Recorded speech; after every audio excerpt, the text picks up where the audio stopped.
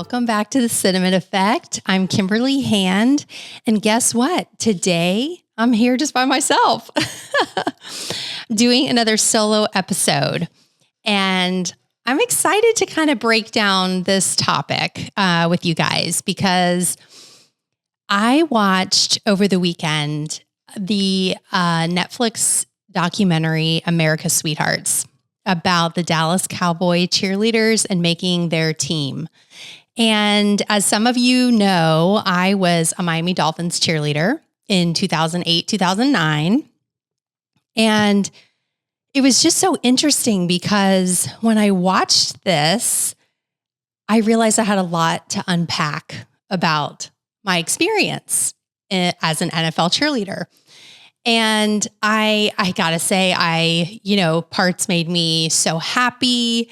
Parts of the show made me feel really sad.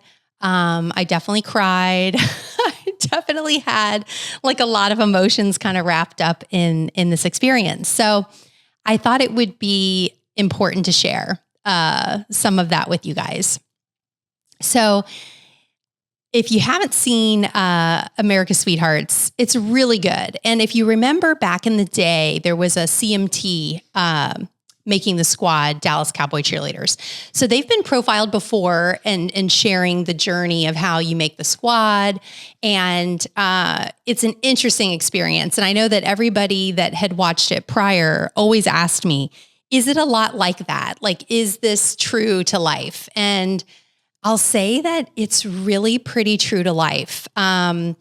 Our director, like the director when I cheered, had been a Dallas Cowboy cheerleader. And so I think a lot of the process of what we did as Miami Dolphins cheerleaders was very similar to Dallas Cowboys. So I'm just going to break this down a little bit for you guys and tell you about my experience. I really related to a lot of the, a couple of the characters that are in the series right now, the Netflix series. If you watched Victoria has been on the squad 4 years. She openly discusses her mental health and kind of her struggles that she's having on the squad with body image, relating to the other girls. A lot of the things she shares, I feel like a lot of us could maybe relate to. I know I especially could as well. Reese, super sweet Christian, very Christian girl who has been recently engaged.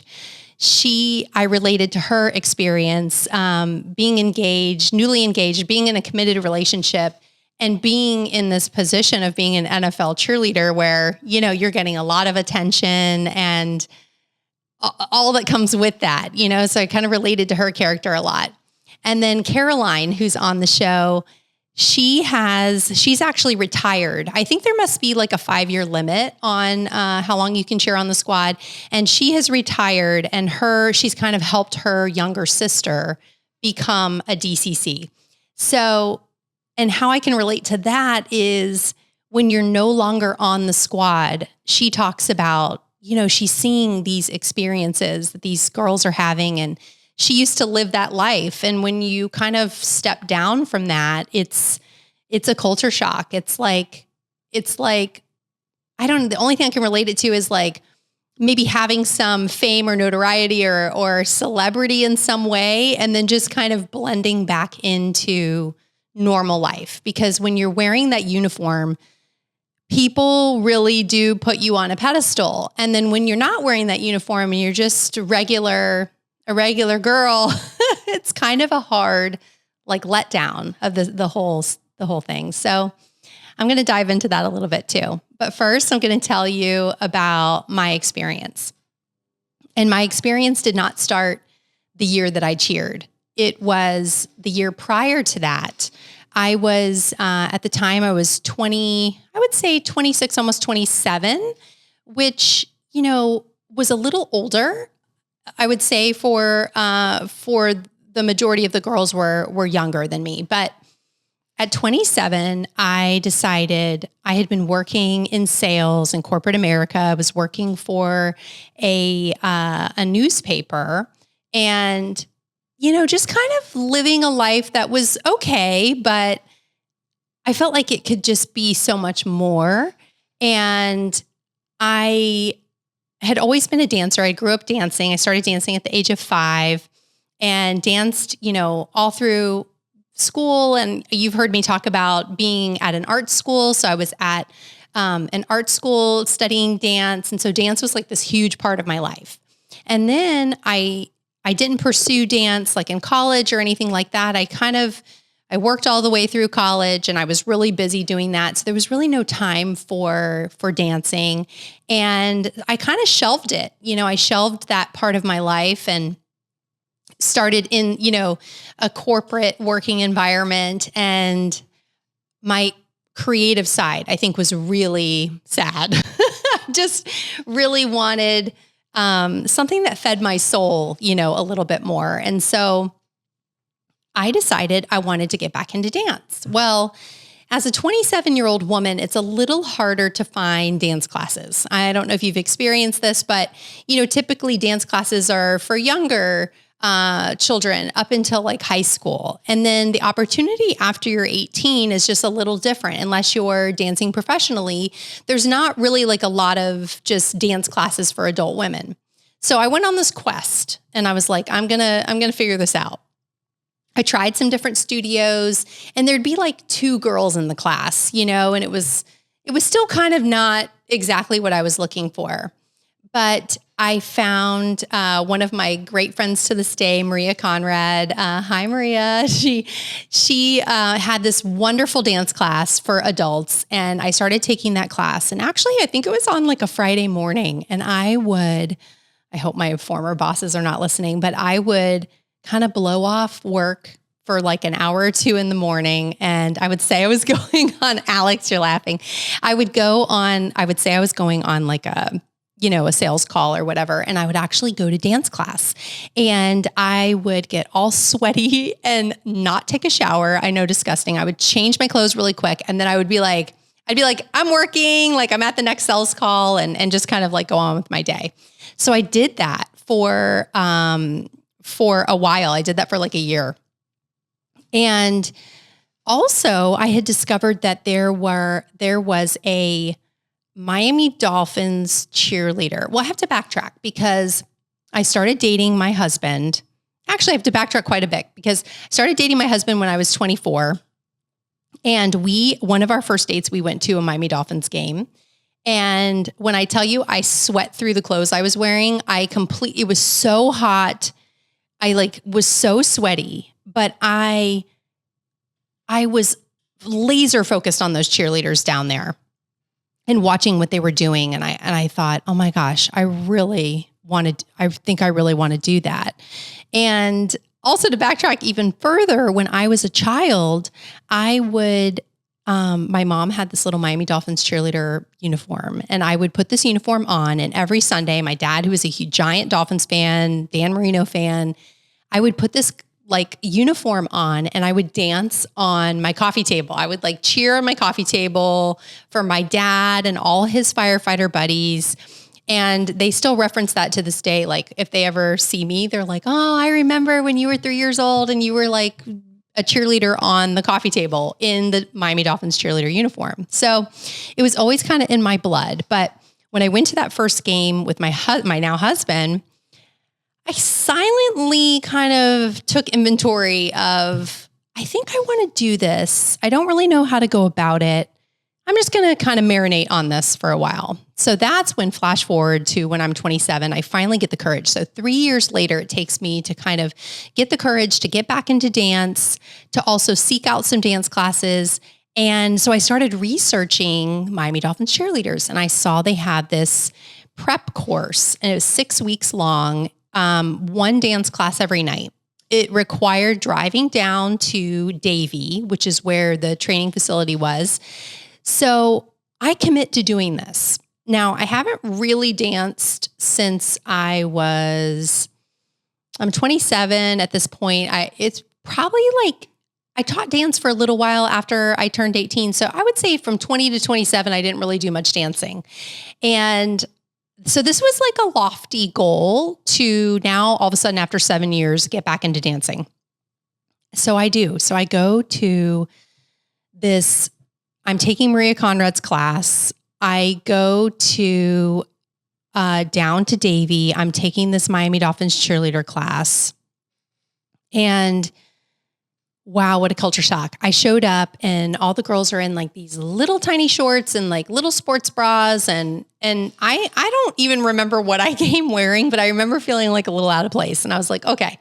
So I take the dance class for the 6 weeks. I really had no intention of trying out then. I was thinking about it, but I thought that I needed more practice. I, was kind of building it up in my head and I felt like I needed just more experience. So I go, I talked to the director. She actually was doing like a little bit of a, just touching base with some of the girls. And she pulled me aside and she was like, hey, are you planning on auditioning for the squad? And I was like, no, I don't think this year. I was kind of thinking for the following year that maybe I would do it. I said, no, I don't think I'm going to try out this year. And she was like, I really think you should. So I started to think about it more and I said, what do I have to lose? What do I have to lose? I'm going to try out for this. So I did. I tried out that first year. I had to choreograph. I made it to, from it's thousands of girls that try out, made it to the semifinals, then make it to the finals. Here I'm like, oh my God, I made it to the finals. And I think in the finals, it came to like every year, the veterans, they call them the veterans. So the people who have already been on the squad, they have to try out every single year. So your place is never like secured. You have to try out every year and then the rookies come in. So I think out of the rookies, there was maybe like 15 new people that would be coming on the squad. And out of the 15, I didn't make that top 15. So I didn't feel crushed here. I had no intention of really trying out that year anyway. So I was like, oh, this is great. Like I made it to the finals. Now I know what I need to do. So I really buckled down, but I did not go back to the prep course. I decided to not go back down there. I only danced with my friend Maria, who was teaching dance, and I would take her jazz class on the Friday morning and then go into work sweaty, and the whole thing. So I did that for an entire year.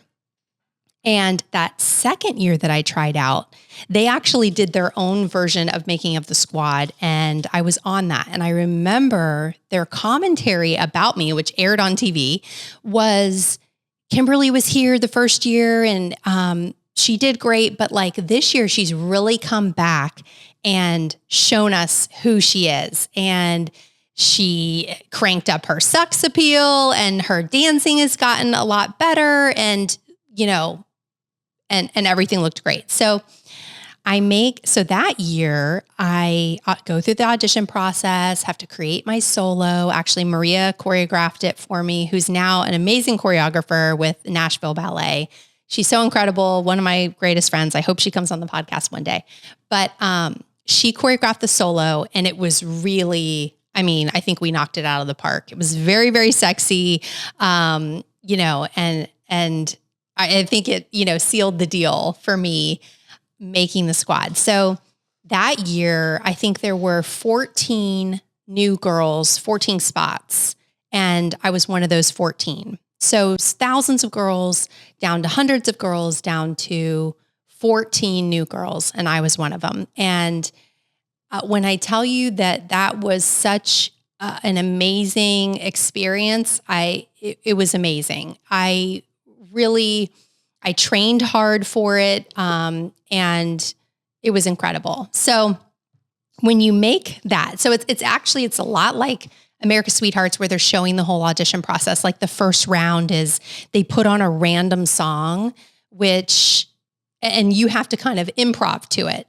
So I had actually choreographed, this is like a little tip if you're a dancer, you kind of choreograph something and it doesn't matter what song comes on. You either speed it up, slow it down. You kind of just have this little routine that when they say improv, you've already got this routine kind of set. And when the music comes on, you adjust it to that song. So that's what I did. But that's like the most nerve-wracking part, I feel like, is doing that.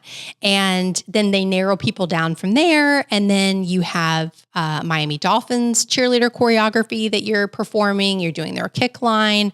And you also, once you get to the finals, you do the solo. So, and then you perform a lot more choreography that you learned during the finals week. I think it's like a week-long process.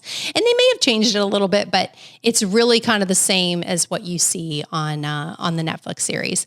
So once you make it to training camp, it's you, oh gosh, how do I even explain this? But it's like you see on the show where your position on that squad is not really secured yet. And I feel like at that point in my life, I just let that fear overtake me, where I didn't feel like I could really enjoy it. Cause I remember I kept telling people, instead of feeling really confident that like I made it this far and I'm going to be on the squad, I just felt like I couldn't fully enjoy the experience. I was very in my head, like, what if I get cut? And like, I don't know. And we were all kind of freaking out. Like, is this the last night, And I think my regret with that is that I wished I would have just enjoyed that part of the process more. And that's where I can really relate to the character Victoria, who's on the America's Sweethearts, is that I feel like she was really in her head a lot. And I was like that as well. And I wish I would have spent more time maybe connecting with some of the other women. And I feel like she talks about that a lot too. But when you're totally in your head, it's like you're not thinking about anything else. You're just so focused and you're so like going crazy thinking that you may not make it through the experience, right? So the end of training camp, I've secured my spot on the squad, which was incredible. It was really incredible. I had maybe one of the most exciting years of my life during that year. I was driving, I guess it was a little over an hour. I want to say it was like an hour and a half. We were driving down to Davie. So round trip was like an hour and a half down, a 3-hour practice, and then an hour and a half drive home. I was living in Jupiter, so it's quite far. But just like you see on the show, the girls tend to carpool, and I had a great carpool group. My girls, Brittany and Stephanie, which, I think about those times and driving with them, and it was really pretty special. I know Jamie was sometimes in the car with us too, and it's a really special time where you're going through this very unique experience with these women who are different ages, different walks of life, different backgrounds. And actually we had Kayla sometimes. So our carpool group would kind of fluctuate, but we did have, it was like me, Stephanie, and Brittany were kind of the three that would drive. And we were the ones coming from the north end of Palm Beach County going all the way down south. So I would work all day. I was working for a surgeon at the time, and actually I was working for a TV station first and then working for a surgeon, and, then leaving work at 4:00, 5:00, driving all the way down there for practice at 7, practicing for 3 hours. So that was 10:00. By the time I got home, it was midnight. And then the next morning I would wake up and do it all again. I would wake up at, 5:30, 6:00 and get up and do it again. And so it's kind of a grueling year. And at the time I was dating my now husband, and, I would see him, I'd get home at midnight and I would see him for, maybe 30 minutes before I crashed.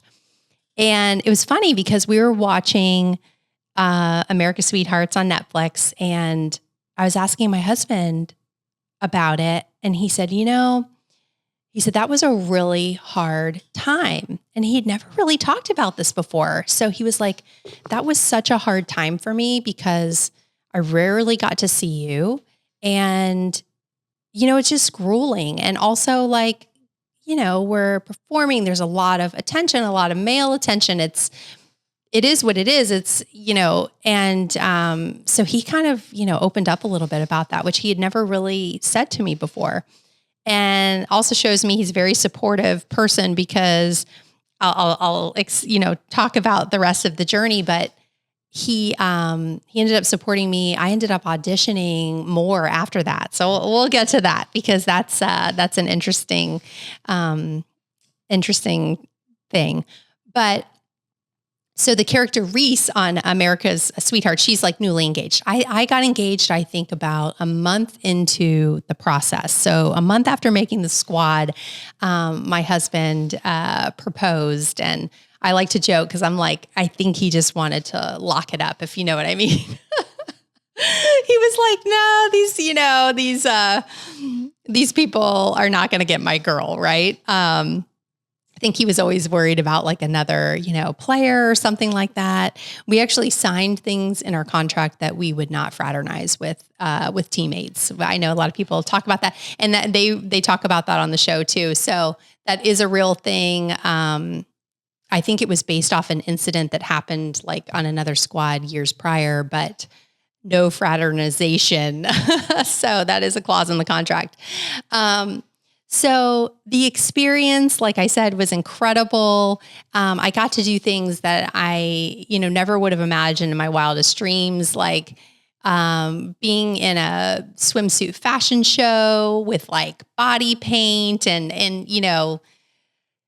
dancing for ESPN, being on radio shows, which I feel like maybe prepared me a little bit for this podcasting gig I have now. But I did some radio shows, radio interviews. I was on Maxim, Maxim Magazine, which I don't even know, is Maxim Magazine still a thing? Is it still around? It is. Okay, it is. Maxim.com was like today's girl, like in a bathing suit shot. And, being on Maxim.com was kind of an epic moment too. It's, people want to talk about, the negative parts of it, that they really are analyzing your appearance at all times. It's true. You make a squad, an elite squad. I would say the Dallas Cowboys and the Miami Dolphins, very super elite squads, and they want a certain look and they want you to uphold that look, and they're elite brands. And that's just part of the business, and also, people are always like, well, how much do you make being a cheerleader? Well, I remember, this is funny because I remember actually getting the first paycheck that I got as a Miami Dolphins cheerleader.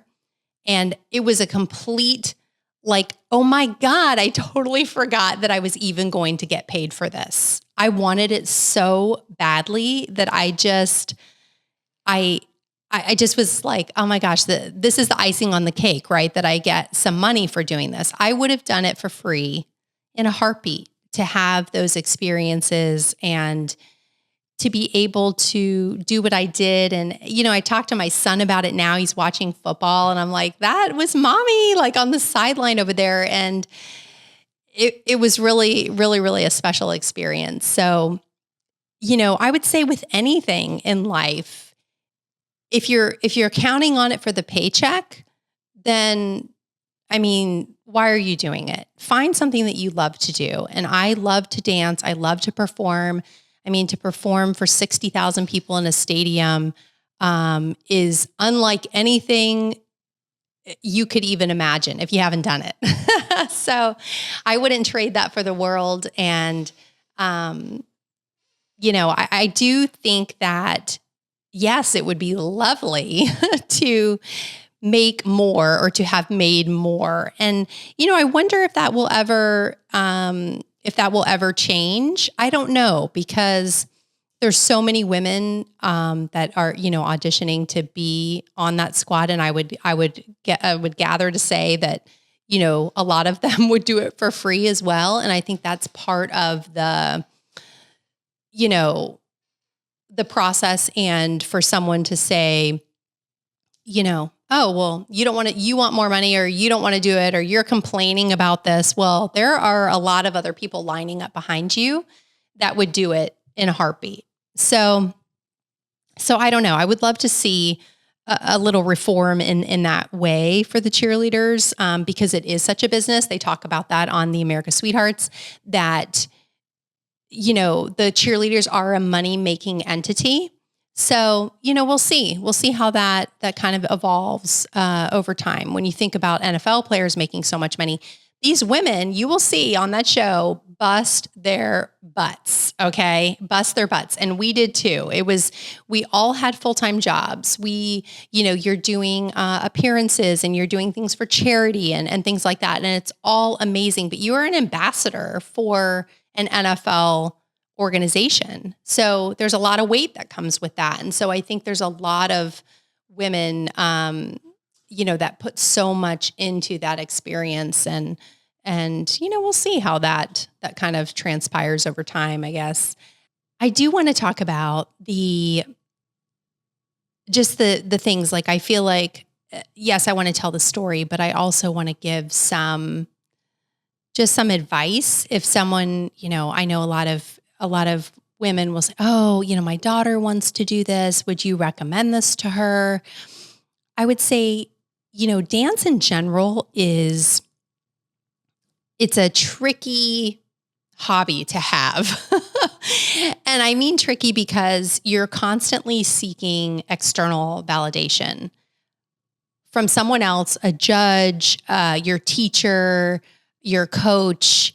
And it's like that in a lot of sports, but I would say dance is particularly difficult to navigate. And I do think that was part of where I really I was hyper focused on that. And I was hyper focused on my, that night, if my coach thought I was doing a good job or not doing a good job. And I actually remember one time I personally had put so much pressure on myself, and I felt like I was not living up to expectation. And I talked to the choreographer at the time, who's a lovely person, and I said, "I know my kicks aren't as high as they could be." And you see on this Netflix show where they're talking about the kicks, that was always a thing. Like, cause you're in a kick line and your kicks have to line up just like a rocket. Like, they have to be at the same height. It's very important. So I was like, I'm like struggling with, hamstring injury. And like, I know that my kicks are like not that. And she was like, "It's okay. Like, it's all right. You're fine. Like, don't worry. You're not at risk of anything." And it put my mind at ease. But think about all the nights that I probably went in there obsessing and kind of freaking out about not being like up to the level, and thinking that you're replaceable at every second, and that's a really tough place to be mentally. So I feel like would I trade the experience for the world? Absolutely not. I would do it again 100 times over, but I wish that I was a little more grounded and feeling secure in my place and knowing my worth and what I brought to the team. I think I was kind of insecure, about my place a little bit. And so I think that that's a really important thing to remember. And in fact, I had this incredible season with the Dolphins. During that year, I turned 28. I got engaged in the first month that I was, on the squad. I'd done all the stuff to get there. My parents actually were going through a really kind of nasty divorce at the time. And that was something I recently thought of when I was watching the show, is that I was, again, like I've kind of talked about before, is like, going through these kind of heavy experiences, but then always kind of pushing through and not really giving myself the time to feel those things, So I was going through that. It was just I had changed jobs because my first job was not, I was working at the TV station, and they were not that flexible with me being a new NFL cheerleader. They were not really they were just like, "Are you going to be at the sales meeting? And are you going to do this?" And I'm like, "Yes, but I'm doing like all of these other really cool things," and I just felt like they were, and I get it. I mean, I get it.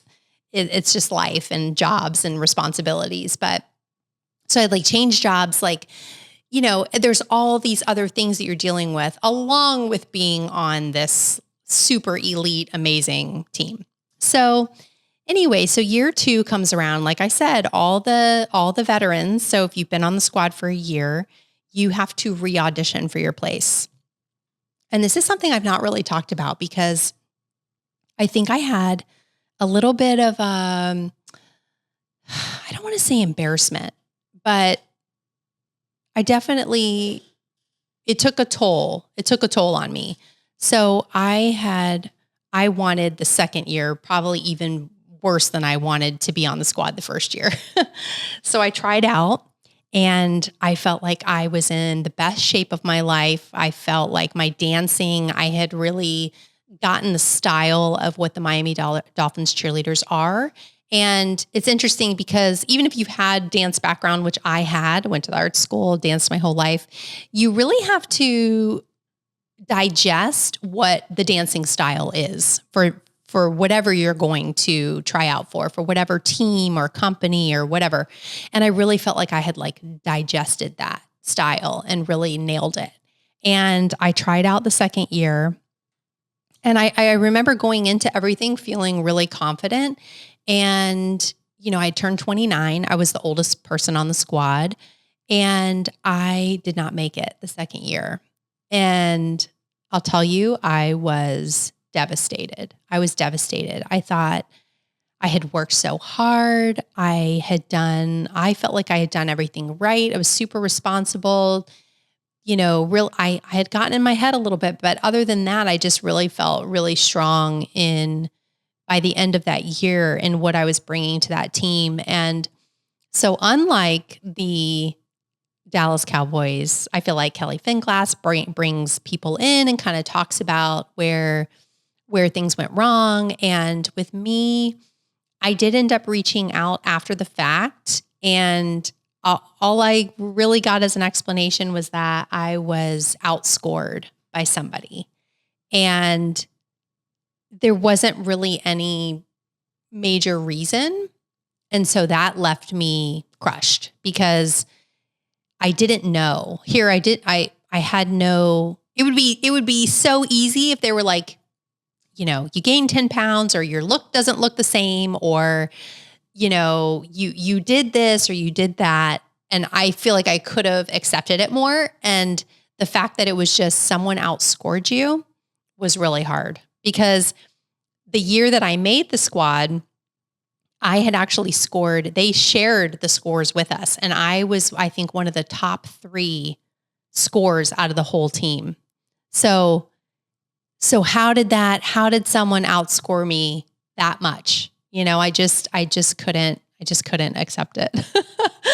So I had a really hard time. But on the personal end, here I was going to get married and I was engaged and, really having, my personal life was going really, really well. So I tried out that second year, didn't make it. And I just kind of shelved things for a little while until, funny enough, and not a lot of people know this because actually someone reached out to me because they saw me on TV, but I tried out for the Dallas Cowboys Cheerleaders. So that is why watching this, the America's Sweethearts was just so full circle for me and really brought up a lot of emotions because I think I was 32, which I know I'm, much older at this point. Here I was the oldest girl on the Miami Dolphins cheerleaders. And now I'm like, hey, I'm going to do this 5 years later when I'm even older. Right.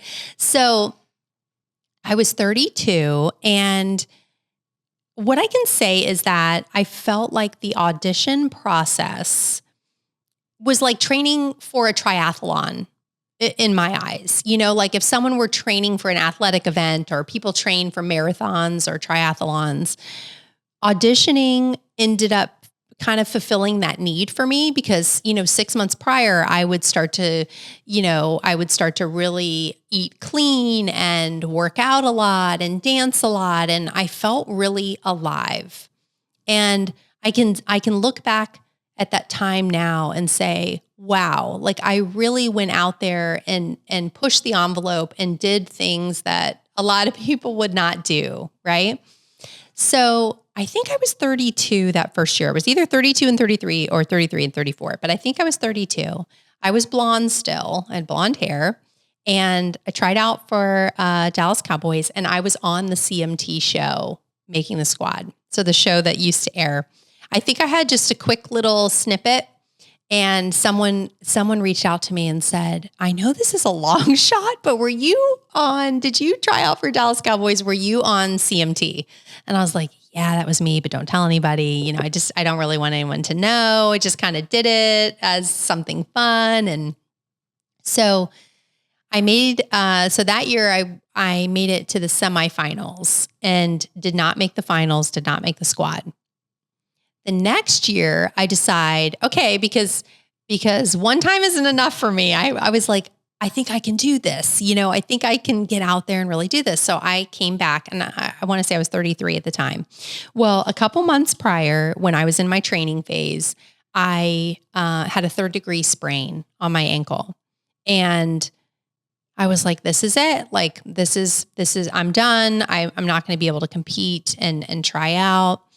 Well, I want to say it was like maybe 4 months prior or something like that. Well, I rehabbed the ankle. I did physical therapy, and I ended up showing up to auditions. I had an ankle brace on, but ended up going there again. And I think CMT was still doing their show. I remember them interviewing for me. I don't know if that clip ever aired, but I was talking about, remember how I was telling you how in the first phase of the auditions they play random music, and you have to go out there and kind of improv. And I did that. And the song was a really weird song. Still to this day, I don't even think I've ever heard that song played like again. It was like this very strange song. And they pulled me to the side and wanted to interview me. And I was like, that song that played was really bizarre. In hindsight, I probably shouldn't have, said that, but I did. It was all in good fun. I was just kind of like, I've never heard it before. So it was like very hard for me to dance to that song, even with my like semi-rehearsed routine. So again, I think I made it to the semifinals, but I danced at the new stadium, the new Cowboys stadium, which was incredible. I danced on that field, but I didn't make the finals and I didn't make the squad. And I remember just feeling like, oh, this is the end of a road for me at 33. Like, this is something that I'll probably never do again. And it was hard. It's hard. I think when someone tells you like, you're not good enough or you're not going to make it. And when the time is kind of up, it's kind of over, I really took it hard. And again, so here's my husband saying that when I was on the Dolphins, it was a really tough year, but yet he supported me through more auditions and possibly even moving to Dallas. I mean, at that point we were in a place where we could kind of live anywhere at the time. And so we thought, oh, this will be like a fun adventure and we'll just do it, So I really appreciate that from him, that he was willing to support me in that way. And even though it was something that he probably really hated the idea of, now thinking back, like he probably really hated the idea of doing that. So that was that. That was the end of like the NFL cheerleading experience. But, after that point, I still danced. I ended up teaching dance and having this really fulfilling, dance career, that I feel really proud of. And the last time I did anything with the Miami Dolphins was the alumni game. And I was actually 2 months pregnant with my son. So I always like to tell him that he was in my belly when I danced on the halftime show on the field. And he thinks that's just a hoot. He's like, can't believe that's a thing, especially now that he's like 8 and he's watching football and kind of understands and sees, the whole process. But, So, like I said, I wouldn't trade that experience for the world. When you want something so bad, you like want it so bad, and then you get it and you don't really know how to live it fully. Maybe like you don't know how to live into it like 100%. I kind of feel that way a little bit about the year that I cheered. I wished I would have just taken every second and really taken it in and know that maybe I would never have that experience again. So I think that's my advice. It's we're talking about NFL cheerleading, but it's kind of a life lesson with anything. It's just really fully live into that experience and treat it like you may never have it again, and feel really good about how you walk out of there. How you walk from that experience, feel really, really good about it. But I grew from that. And why this is so important, because you could say, oh, I think, this was 16 years ago. Has it been that long? 2008, 2009? Has it been that long? Yeah, I think so. It's like, it's still so relevant in my life because I grew so much from that. I grew into like the woman that I am. And you'd think, oh, it's just a year. But it was really leading up to that year is what transpired after that year, was like this grit and perseverance that I think was born in me at that time. And I'm just really super grateful for it. And like I said, I would do it again in a heartbeat. So this is not an advertisement for Netflix and the America's Sweethearts, but I do think it's number one right now. And so I think people are really super, interested in the process. So I love that I got to share the story with you a little bit, because it's definitely an important story in my timeline. And thank you guys for listening today. I really appreciate it. And I hope that, you'll continue to listen to the Cinnamon Effect. It's a part of my heart that I'm putting out there, I think, for you guys, and just hoping that you'll gain some inspiration and just, moving forward in your journey. Like, what do you want to take into your journey and your life? And so I really appreciate you guys for listening. And if you will, please rate, review, share the show with someone you love, someone who might like this story. It helps the show grow. And I love you guys. Thanks so much.